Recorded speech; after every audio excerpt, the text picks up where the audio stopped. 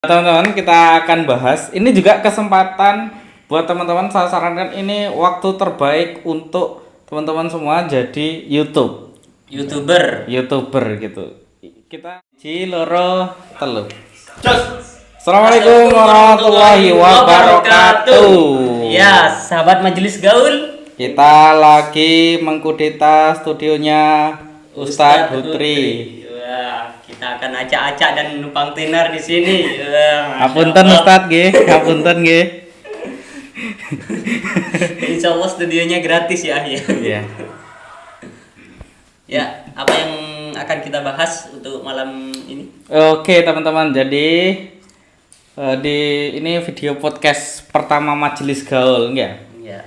Jadi di video pertama podcast Majelis Gaul nih pengen ngasih bocoran ke teman-teman.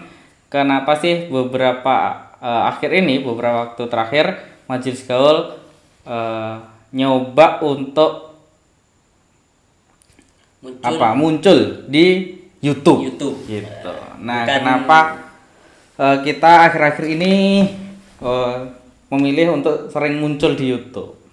Apa gara-gara pandemi saja? Bukan cuma karena itu. Apa karena followersnya udah banyak di Instagram? Bukan itu juga ya. Sehingga boleh gitu. Boleh apa bosan desa boleh. Bosan ya. Nah, kita akan kupas apa gara-gara AdSense gitu. Enggak. Nah, teman-teman, kita akan bahas. Ini juga kesempatan buat teman-teman. Saya sarankan ini waktu terbaik untuk teman-teman semua jadi YouTuber gitu. Kita nggak bakal nganggap sebagai saingan atau apa, karena kalau yang disampaikan itu adalah Islam, nanti niatnya tuh fastabiqul khairat gitu. Ya. Berlomba-lomba dalam kebaikan. Nah, kenapa kok ini saat yang tepat bagi Majelis Gaul juga buat teman-teman untuk memulai membuat konten di YouTube gitu. Kenapa yuk kita cari fakta berikut ini. Nah, ternyata teman-teman, menurut penelitian, ini penelitiannya skala internasional ya. Nah, menurut penelitian nih, ternyata pengguna YouTube di Indonesia itu mencapai banyak ya. 88%. Ya, intinya itu paling atas. Jadi pengguna internet di Indonesia itu menggunakan platform YouTube tuh paling atas. Yang kedua tuh apa tuh? WhatsApp, terus Facebook, Instagram, Twitter dan lain-lain terusnya. Yang paling atas tuh YouTube. Berarti banyak orang yang pakai internet punya akun YouTube, nonton YouTube tuh. Punya usernya. Ya. Berarti ini sebuah ladang yang bisa kita tanami, sebari. Nah, mau ditanami pohon yang bagus atau ditanami pohon yang enggak bagus itu tergantung orang-orang yang di dalam YouTube itu, yang membuat konten YouTube. Nah, dan nanti buahnya akan ya mengikuti apa yang ditanam gitu. Yeah.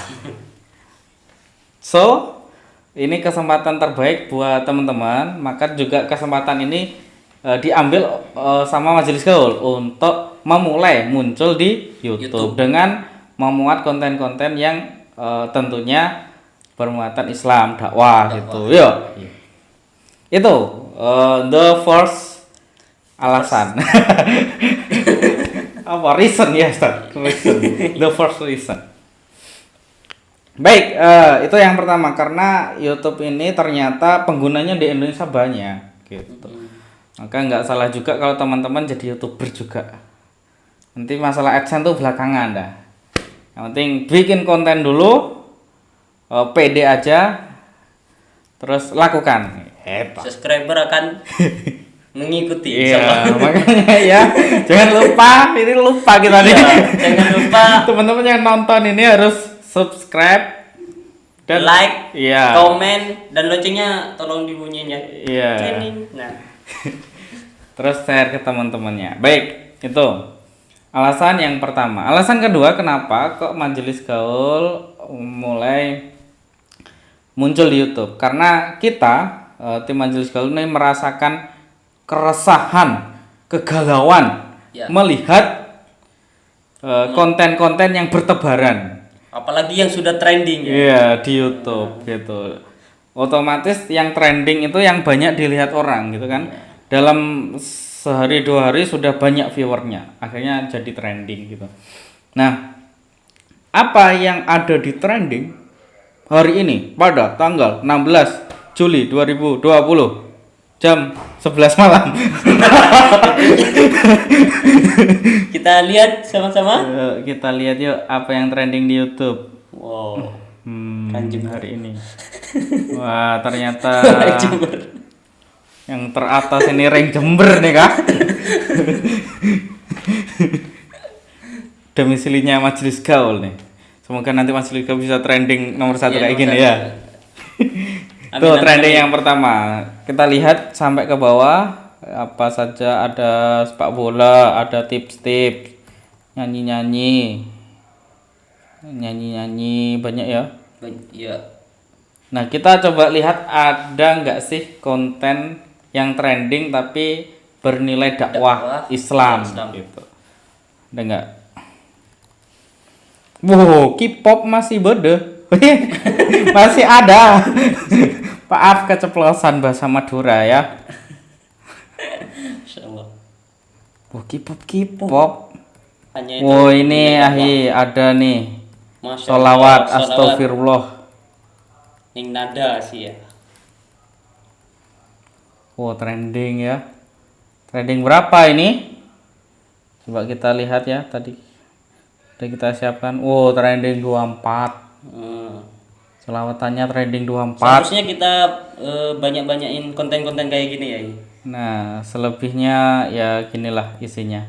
Trendingnya di YouTube. Berarti orang-orang yang ada di YouTube tuh lebih banyak nontonnya ya yang kayak gini nih. Iya. Yang Ya, ini, lagu-lagu K-pop gitu. kalau ya. menurut saya pribadi itu unfaedah ini. Jadi baik buruk sesuatu itu tergantung ukurannya. Nah, kita sebagai muslim tuh seharusnya mengukur baik buruk itu berdasarkan syariat Islam Dari gitu. kacamata Islam. Iya, dari kacamata Islam. Oh, ini baik apa dasarnya? Oh, ini buruk apa dasarnya gitu. Kalau ini menambah suatu kebaikan ya bisa jadi tuh baik dan berpahala. Kalau di Islam kan kalau baik insya Allah berpahala gitu ya. Iya. Yang berpahala pasti baik gitu lah. Tuh ternyata teman-teman. Nah berarti tadi tuh lumayan tuh ada satu sholawatan yang bisa trending. Berarti kita Majelis Gaul dan teman-teman semua bisa nih nyoba buat bikin konten yang bermuatan Islam, siapa tahu bisa trending. trending. Dan harapan kita itu trending dari 1 sampai 50 itu konten dakwah. Iya, siapa tahu kan ya. Nah, itu alasan yang kedua. Iya, apalagi beberapa konten kreator ya yang anak ikuti dari awal anak buka YouTube dulu, beberapa malah sudah tidak aktif lagi di YouTube. Entah apa alasannya. Apa karena artis televisi masuk ke YouTube Ya, kurang tahu. ya gitulah. Pokok ada beberapa konten kreator yang malah meninggalkan dunia YouTube. Nah, terus dalam Islam gimana? Apakah kita juga meninggalkan? Oh, nanti kalau kita main YouTube, itu kan punyanya orang non Muslim misalnya. Terus kita malah membesarkan mereka. Nah, kita ada pembahasan sendiri nih. Nanti pembahasannya tentang hadoroh dan madaniyah. Nanti kita bahas sendiri. Apakah boleh atau enggak? Tapi dalam pandangan Majelis Gaul, kita masih boleh gitu. Masih boleh menggunakan fasilitas YouTube ini, tapi kita gunakan dalam hal kebaikan.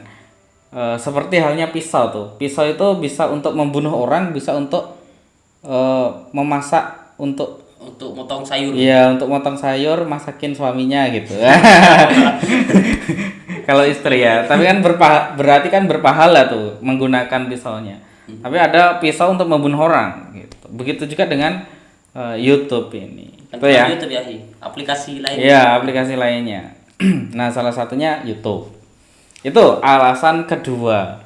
Kenapa Majelis Gaul beberapa terakhir mulai muncul di YouTube. Karena melihat kegelisahan sesuatu yang bertebaran di YouTube tuh belum banyak yang Positif. iya masih dipenuhi hal-hal yang negatif. Kita ikut meramaikan sesuatu. Nah, yang ketiga, aduh, bocor dulu nih. Yang ketiga, alasannya yang ketiga adalah kegelisahan juga sebetulnya melihat Anak muda. ya anak muda sekarang tuh dicekokin dengan tontonan yang apa ya jauh dari nilai Islam. Contohnya Seperti Dilan kemarin. ya kemarin ya film itu Dilan. terus Dan sekarang ada lagi. Kalau Dilan itu SMA, sekarang ini SMP. iya iya SMP sudah mamah papang ini kalau nikah ini. Iya. Nanti kalau SMA nikah kakek nenek gitu. Nanti kalau bisa janda duda. Aduh, kasihan sekali ya. Nah, itu kegelisahan yang ketiga. Jadi ternyata para generasi muda kita sekarang itu banyak dicekokin tontonan-tontonan yang tidak menjadi tuntunan gitu. Tontonan yang tidak menjadi tuntunan. Kenapa? Karena masih kecil SMP, bayangkan usia 12 tahun lah, 12 13. 4 sampai 15. Ya. Sudah Ditontonin. cinta-cintaan, pacaran gitu kan ya. Padahal dalam Islam pacaran itu Iya, sesuatu yang mendekati zina dan itu dilarang oleh Allah gitu. Ini salah satu kegelisahan kita. Kenapa Majelis Gaul mulai muncul di YouTube, dan ini kesempatan buat teman-teman juga untuk membuat konten yang bermuatan dakwah, bermuatan Islam, share lah ke YouTube gitu. Share ke media sosial yang teman-teman punyai. Insya Allah menjadi pahala. iya, pahala jariah. Jadi pahala jariah. Siapa saja yang tersadar dengan konten yang kita buat, nanti insya Allah orang yang tersadar itu akan mendapat pahala. Begitu juga orang yang membuat kontennya. Dan yang terlibat di dalam konten seperti Iya, kameramen gitu ya. seperti kameramen. Kameramennya siapa nih? Ruang hampa. Kade kameramen. Aduh, bahasa Maduranya muncul lagi. Baik teman-teman, itu jadi paling enggak ada 3 alasan itulah kenapa Majelis Gaul beberapa waktu terakhir mulai muncul di YouTube, dan kita mengajak teman-teman semua yang nonton video ini untuk share video ini agar banyak teman-teman di luar sana yang mulai tergerak hatinya untuk membuat konten bermuatan dakwah, bermuatan Islam untuk di-share di media sosial, salah satunya YouTube. Baik teman-teman, jadi it's your time untuk menjadi seorang YouTuber yang tentunya berkonten Islam dakwah gitu. Insya Allah bermanfaat bagi kita dan umat, insya Allah ya. Amin. Takbir. Allahu Akbar. Insya Allah. Nah, jangan lupa untuk subscribe, like, and share. Iya, komen juga.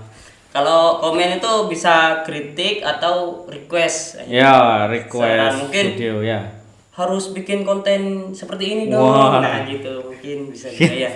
Iya, siap. Masya Allah. Jangan terus nyanyi, suara saya falas ya. Tapi yang bernilai Islami. Ya, insya Allah nanti di video berikutnya kita akan bahas tentang bagaimana membuat konten yang menguntungkan meskipun view-nya sedikit gitu. Konten apa itu? Gitu. Dan juga mungkin hukum-hukumnya ini juga hukum aplikasi. Oh ya, YouTube, bisa. TikTok yang lagi Ya, ada. bisa. Nanti kita tagih Ustadz Hutri buat bikin konten itu ya. Ya. Siap guys, Ustadz G. Mantap. Nah, Teman-teman, segini dulu videonya, kita pamitan dulu. kurang lebihnya mohon maaf. Wassalamualaikum warahmatullahi wabarakatuh.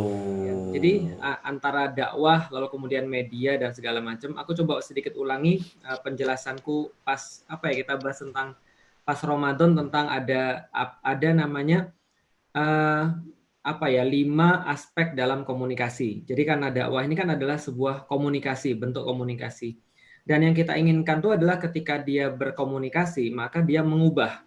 Tidak ada komunikasi kalau tidak ada perubahan. Artinya kalau seandainya sebuah perubahan itu dianggap sebuah perubahan yang efektif, maka sebuah komunikasi itu dianggap sebuah komunikasi yang efektif kalau komunikasi itu bisa mengubah seseorang. Mengubahnya apa? Mengubahnya jelas menjadi perubahan yang lebih cenderung kepada Islam. Kan kalau menurut orang-orang dakwah. Nah, kalau gitu ada 5 aspek secara singkat.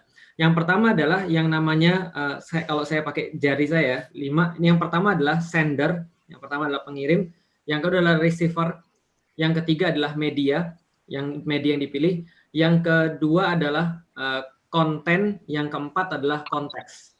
Saya coba ulangi lagi. Yang pertama adalah sender, yang kelima adalah receiver, yang ketiga adalah media, yang kedua adalah konten, yang keempat adalah konteks. Maksudnya seperti apa? Sender adalah pengirim pesan dan apa yang dia inginkan. Ini adalah sender. Receiver adalah orang yang kita target atau mereka yang kita harapkan perubahannya.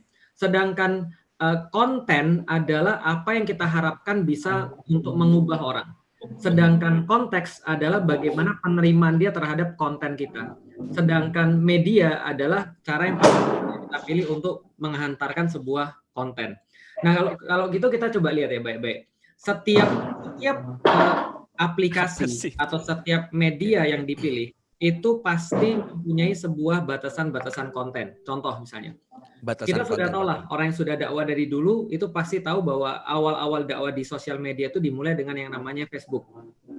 Facebook memberikan sebuah media, channel yang bisa dimasuki dengan konten-konten tertentu. Contoh misalnya, dulu setahu saya Facebook nggak memperbolehkan konten video atau belum ada memfasilitasi konten video. Yang difasilitasi hanyalah face dan book gitu kan ya. Jadi wajah atau foto lalu kemudian diunggah seperti bentuk buku-buku pribadi yang bisa diakses kepada orang yang lain. Yang sering dipakai di Facebook waktu itu apa? Mencari teman, alumni, lalu kemudian kontak dengan mereka. Lama-lama kemudian berkembang menjadi notes, lama-lama berkembang kemudian menjadi segala macamnya. Ada game di situ. Ada orang memang buka Facebook khusus untuk main game. Ada orang buka Facebook khusus untuk bisa connect dengan orang lain. Ada orang kemudian khusus buka Facebook untuk misalnya stalking. Ada yang untuk lama-lama jadi dagang dan segala macamnya. Jadi bisa kita katakan keterbatasan kita untuk mengubah atau maksimalisasi kita untuk bisa mengubah orang sangat tergantung media dan apa yang diperbolehkan dalam media tersebut. Nah, itu adalah yang kita simpulkan. Ketika kemudian dari Facebook masuk ke Twitter, karena zaman berubah, dunia perlu lebih cepat, maka dunia perlu update berita per detik. Maka Twitter bisa memfasilitasi itu, Facebook nggak bisa. Karena keterbatasan yang namanya media yang ada di Facebook, maka terbataslah kemudian aktivitas-aktivitas orang di Facebook, lalu kemudian bisa difasilitasi oleh Twitter. Maka Twitter memfasilitasi siapa? Twitter memfasilitasi orang-orang yang pengen untuk nge-tweet yang sangat aktual dan yang sangat penting. Contoh misalnya TMC Polda Metro Jaya itu sukses di Twitter. Kenapa? Karena dia perlu saat itu juga. Contoh lagi misalnya info tol itu juga sama, itu sangat sukses di dunia Twitter. Ataupun informasi-informasi lokalitas itu juga sangat sukses di Twitter. Nah, maka kemudian Twitter ini bisa memfasilitasi apa? 120 karakter. Maka orang harus kreatif mengemas segala sesuatu dalam 120 karakter.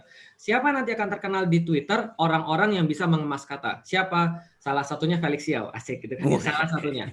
Dan karena saya nggak mau nyebut nama orang lain yang nanti dikira saya kemudian melakukan penjelekan nama. Saya nggak mau lah. Karena ada orang-orang yang eksis di Twitter tapi nggak eksis di Instagram. Nanti saya kasih tahu kenapa.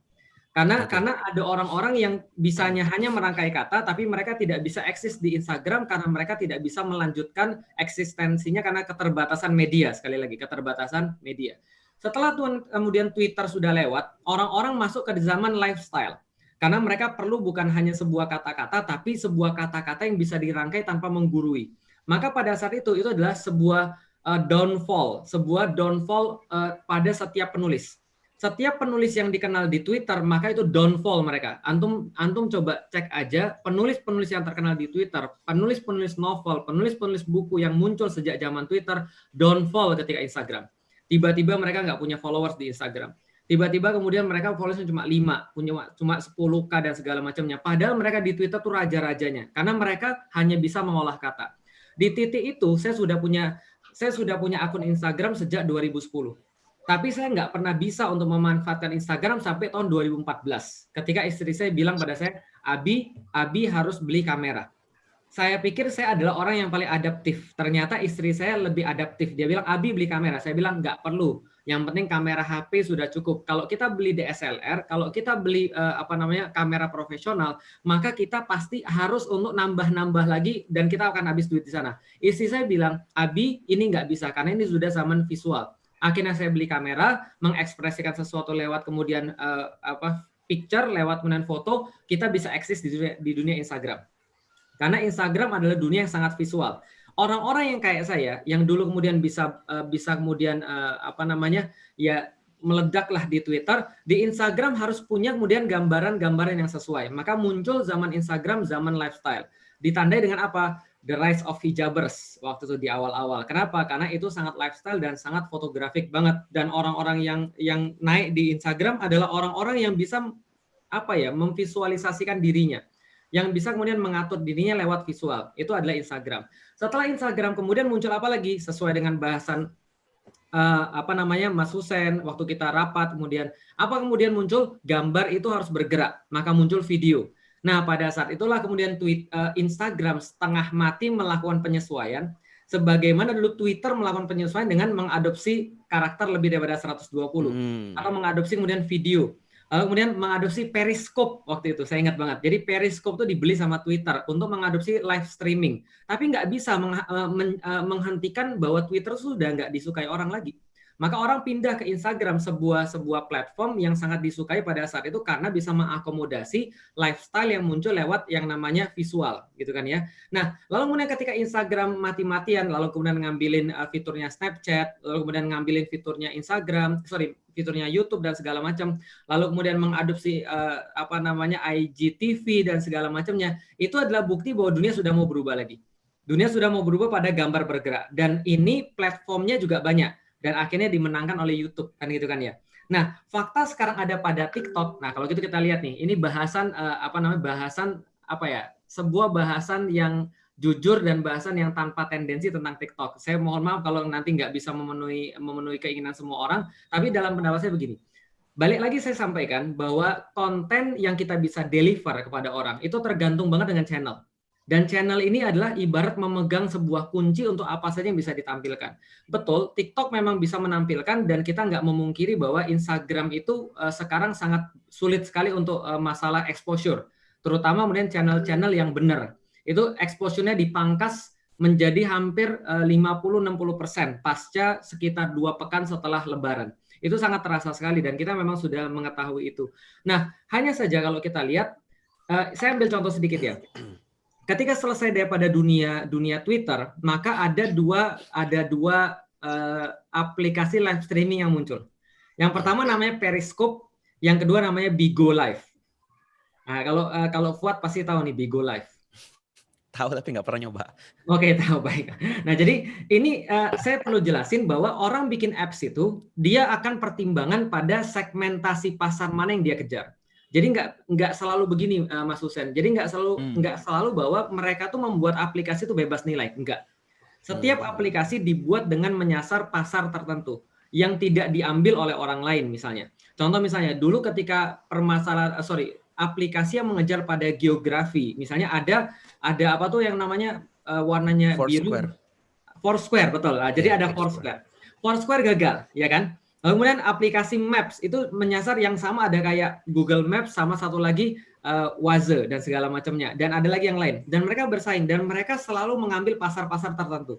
Ketika orang punya satu niche tertentu, maka mereka mengambil pasar tertentu. Bigo Live itu mohon maaf mengambil pasarnya adalah pasar orang-orang mesum. Itu sudah pasti. Ya, jadi ketika kemudian orang main Bigo Live itu ya yang diharapkan adalah perkara-perkara seperti itu. Nah, sehingga ketika ada orang masuk, yang dia lihat adalah yang kayak tadi. Nah, ini tidak dilakukan di Periscope. Maka kemudian Periscope ini diambil oleh Twitter, lalu kemudian untuk mengenhance Twitter, tapi bukan Bigo Live. Karena Bigo Live itu punya satu segmentasi.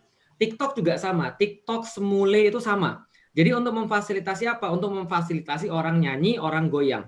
Maka kemudian ketika saya ngelihat apa ya, YouTube dan TikTok sama Instagram bedanya apa? Bedanya jelas. Kalau misalnya TikTok itu bisa kita nikmati tanpa audio, sedangkan YouTube semua konten-konten yang difasilitasi di sana itu perlu audio. Kalau TikTok enggak, karena kita ngelihat orang joget. Nah, jadi gini, pertanyaannya kalau gitu, kalau TikTok ini punya warna atau tidak? Jawabannya dia punya warna.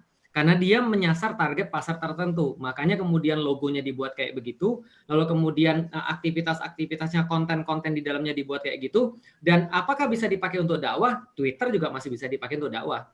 TV juga bisa dipakai untuk dakwah. Apapun bisa dipakai untuk dakwah. Bahkan kita juga bisa berdakwah dimanapun juga. Artinya dakwah itu secara inti bersifat wajib. Dan kemanapun kita boleh berdakwah. Hatta ketika kemarin ada yang nanya, Ustadz, boleh nggak kita berdakwah di diskotik? Boleh, nggak ada masalah. Selama kemudian di dalam dakwah itu tidak ada orang yang dugem atau misalnya mabuk-mabukan. Boleh nggak kita berdakwah di tempat pelacuran? Boleh, nggak ada masalah. Karena aktivitas dakwahnya adalah aktivitas wajib dan dimanapun kita boleh berdakwah. Asal memang tempatnya proper dan tidak melibatkan ada maksiat di sana. Tapi pertanyaan berikutnya adalah, apps-nya TikTok ini dipakai buat apa pada awalnya? Segmentasi pasar yang mereka kejar, yaitu adalah orang-orang yang bermain musik dengan joget. Dan kemudian yang ditampilkan adalah, yang difasilitasi adalah orang-orang yang bisa menampilkan joget, yang difasilitasi. Maka dibuatlah kayak gitu. Ingat nggak ada anak kecil namanya XXXX Alpenliebe gitu, kira-kira gitu kan? Iya, ingat. Yang dulu kemudian buat TikTok dengan segala macam transisinya yang disediakan di sana, lalu kemudian segala macam efek-efek yang disediakan di sana. Intinya adalah yang memang didesain untuk orang-orang bucin.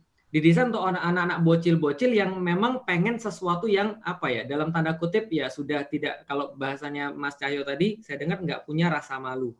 Nah, pertanyaan berikutnya, teman-teman nanya pada saya, gimana kalau saya dakwah masuk ke TikTok? Saya balas nanya, antum di-expect nggak sama orang-orang yang kemudian nginstal TikTok? Kalau antum di-expect, ya itu kemudian antum boleh. Tapi kalau antum tidak di-expect, maka adanya kita itu buat ilfil. Contoh misalnya begini, mohon maaf ya, saya sedikit mengkritik, bukan mengkritik, memberikan sebuah contoh ya. Ada seseorang misalnya, ya kayak saya lah misalnya, saya seorang yang dikenal sebagai orang yang menyampaikan Islam, dai misalnya. Tiba-tiba Felixio nyanyi misalnya, Felixio mengajari Ahmad Dhani untuk untuk supaya tidak buta nada gitu kan ya, taruhlah gitu kan ya. Lalu aku nyanyi sama Ahmad Dhani misalnya, nyanyinya apa? Sungguh Cintakan terlalu. membawamu gitu kan ya. Jadi kira-kira gitu. Nah, jadi aku misalnya nyanyi sama Ahmad Dhani, cintakan membawamu, bisa taruhlah. Dia yang pakai gitar, aku yang nyanyi. Itu viral nggak? Viral mesti. Mesti viral, mesti kemudian orang akan ngelihat, dan akan ya pokoknya heboh lah. Menghujat, Sat. Akan menghujat. Nah, akan menghujat. Tapi itu bukan orang expect pada saya. Sama kayak ketika kemudian saya mengupload reaksi saya nonton K-drama di channel saya. Berarti itu orang nggak akan expect. Tapi ketika Fuad ngupload itu, orang akan expect. Jadi expecting orang ketika buka Bigo, buka kemudian TikTok tuh apa gitu loh maksudnya. Nah, ini adalah expectingnya apa. Ketika expectingnya bukan expecting dakwah, kita tetap akan menjadi minoritas di sana. Dan kalau misalnya tadi Raihan menyampaikan, apakah kalau ada orang banyak berkumpul di sana, lantas kemudian kita tidak menyampaikan, apakah tidak dosa? Pertanyaannya kita balik. Kalau saya ada orang masuk TikTok, misalnya, mohon maaf banget, di situ kemudian konten yang difasilitasi dan menjadi awalnya kenapa dia terkenal adalah karena joget, dan orang kemudian mendapatkan referensi itu, kemudian dia menjadi seseorang jadi menyukai, apakah kita jadi nggak dosa juga? Makanya kemudian itu yang kita sampaikan sama Fuad, jangan sampai pembahasan kita tentang Korea akhirnya membuat orang justru jadi penasaran dengan Korea yang awalnya nggak tahu jadi tahu dan malah ikut nonton dan akhirnya terjebak. Karena Fuad selalu bilang, yang saya ingat, tidak ada satupun episode kemudian drama Korea yang dibuat tanpa untuk buat orang supaya nagih, ya nggak? Ya kan ya, bahkan yang paling jelek seperti Boys Before Flower misalnya, kata Fuad bukan kata saya ya. Nanti kalau mau jawab Fuad aja. Planting dan apa lagi, satu lagi imperial apa pokoknya gitu kan ya. Terpelanting. Ya pokoknya gini. Pokoknya intinya adalah bahwa itu pasti akan nagih. Nah, Bigo lagi. Kayaknya hari kok jadi Bigo. Aduh.